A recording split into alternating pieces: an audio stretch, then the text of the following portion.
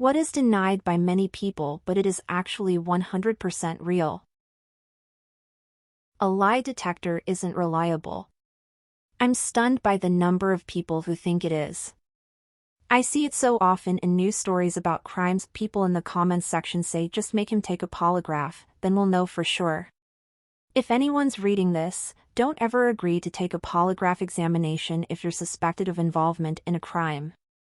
There's a good chance it will produce a false negative/positive, and even though the results are not admissible in court in many places, it may bias the police, the press, and your friends and family against you. If police push you to submit to a polygraph examination, it's because they use it as an interrogation tool. You'd think polygraph results not being admissible in court would be a hint that they don't work, but no. I've met people who know and accept that they're not admissible, but are also convinced they're 100% accurate. So far none of these people can explain why we bother with trials and evidence and burden of proof and reasonable doubt etc. instead of just using lie detectors. If they worked, the justice system would be a hell of a lot faster. Eyewitness testimony is also extremely unreliable.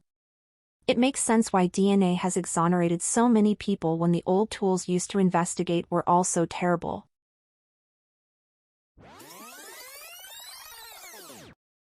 That our memory is very fallible and does not work like a video camera. Witness testimony is notoriously unreliable. You'll get 20 people who all saw the same thing saying 20 different things. Yep.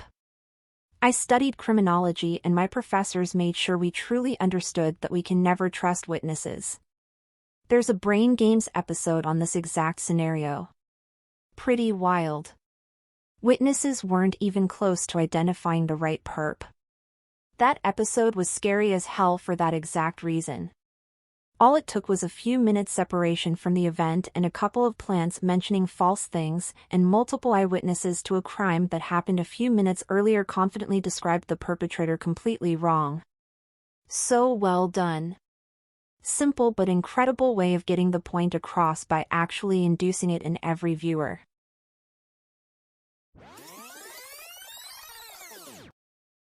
The Monty Hall problem. Every time it is described in a post, such as a TIL, or on a Facebook post, a large number of people vehemently insist that switching doors couldn't possibly result in an increased chance of winning. Even after showing the results of simulations, providing mathematical proofs, or giving examples using more doors, the cognitive dissonance prevails. Best way to wrap your head around the MHP is to imagine 1,000 doors, you pick one, host opens 998 empty doors. Should you switch or stay with your pick? It's the first time I've heard of this. But is my logic correct after reading your explanation? You have a random door at the start. The correct door is more likely to be in the group of 999 than it is to be your one chosen door. So by eliminating the other 998 doors in the 999 group, you won't be picking another random door. If the correct door was in the 999 group in the first place, which, remember, was more likely, then it will be the remaining, unchosen door. So you should choose the other door.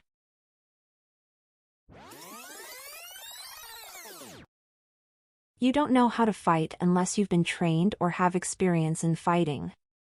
Most people imagine themselves beating ass only to have reality smash them in the nose.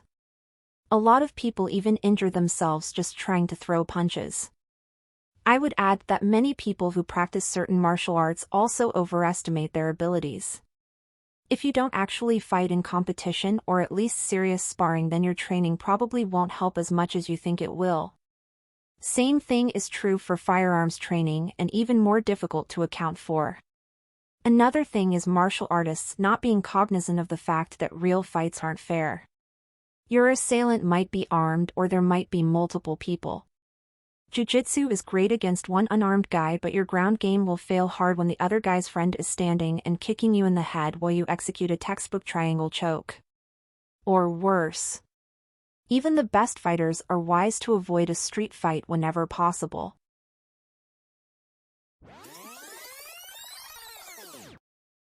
America uses propaganda against their own population. And everyone is susceptible to propaganda even if you are aware you are looking at propaganda.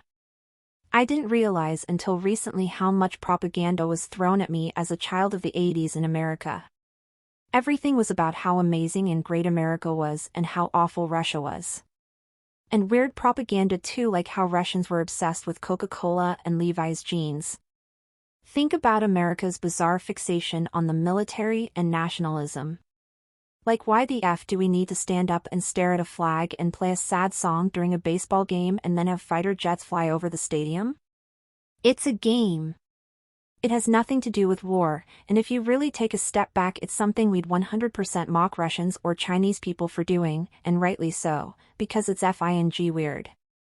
Nationalism is a disease.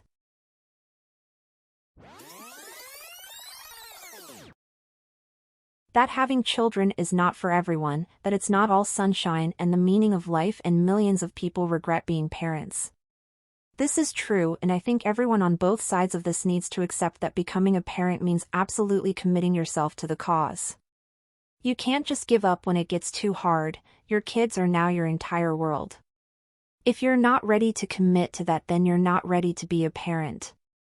Too many of my relatives saw having multiple kids as a fun thing to do when they were wholly unprepared for the situation, and now their kids and those kids' grandparents, if present, have to deal with the consequences. It's also a lot harder to have kids now than it was 25 years ago when I was born. I owe my entire life to the benefit system that supported my single mother and her 4 children, which was slowly dismantled as I became older, to the point that my mother started leeching from her kids because she could no longer support herself.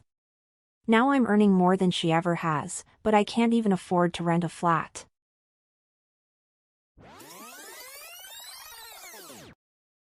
That most people would do some pretty awful things for money if presented the opportunity. People would like to believe that they have strong morals, but if presented with a button that would kill 10 random people in the world in exchange for $1 million, many would press it. I would guess at least half of the population would. And many would press it multiple times. But not many people would actually admit that they would press it if given the opportunity to.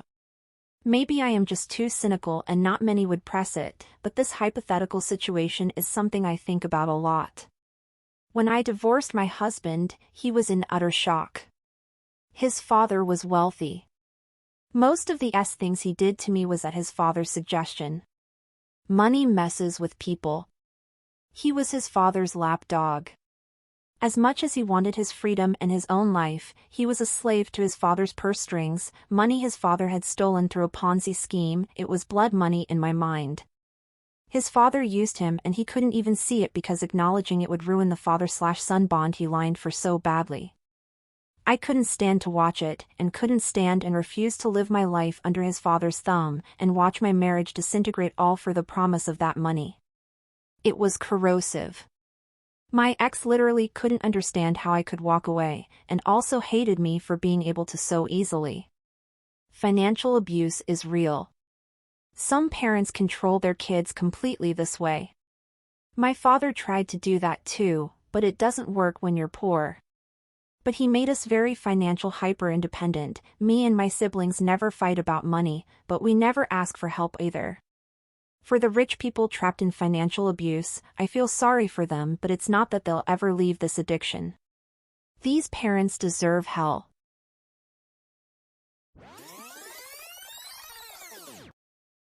Everyone has psychopathic/narcissistic traits. Not talking about Bundy level.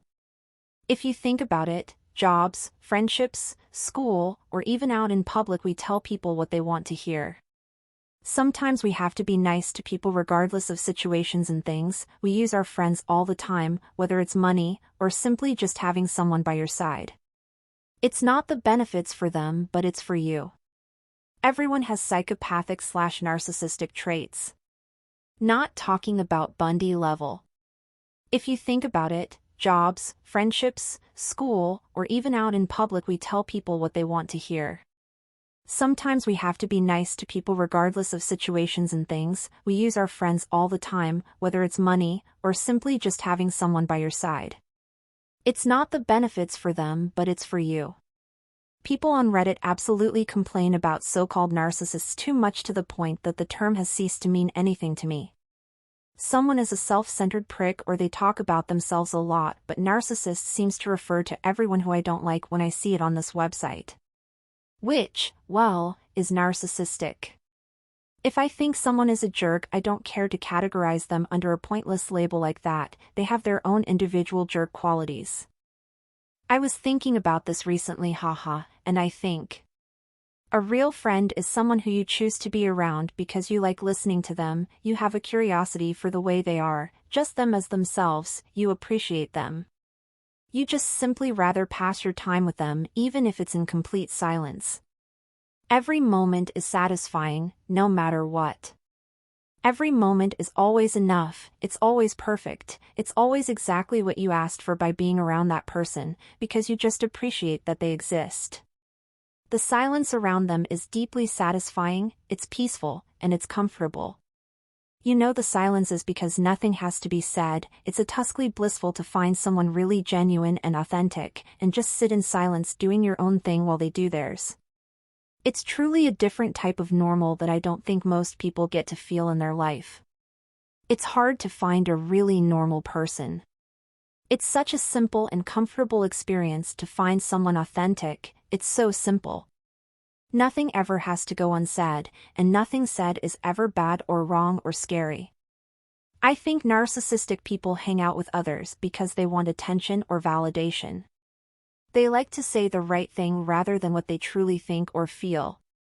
They don't do it to listen and appreciate another person, they do it because they're desperately trying to satisfy their own limitless void of "I'm afraid I'm not enough for myself." They rather not be accepted for who they are and accept others as they are. Maybe they don't believe that is even possible.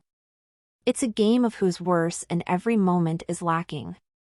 Every moment is not enough to fill their insecurity and delicate fleeting self-worth. They're uncomfortable to be around, because you can just sense that they want something, yet you can never tell what. It feels like any silence is just waiting for noise. Silence with them is anxiety-inducing, because you know there's so much they aren't saying, or that they're holding back out of fear or something, or that they're waiting for you to say/do something. It's a game. It's not real, you can't say anything you want, you can't be yourself around them for long. Eventually you start hiding yourself because you want to avoid making things more uncomfortable.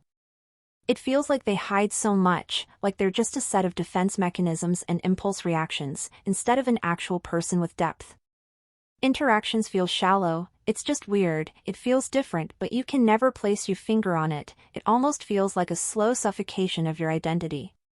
Like nothing you say or do is right to them, even though it shouldn't have to be, because you are you and that's all anyone should ever expect of you.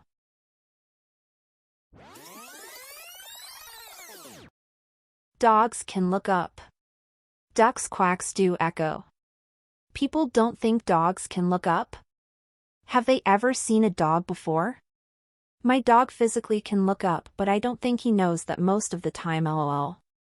If I call to him from an upper window and he's in the yard, it simply doesn't occur to him that I might be up. He just keeps frantically looking left and right.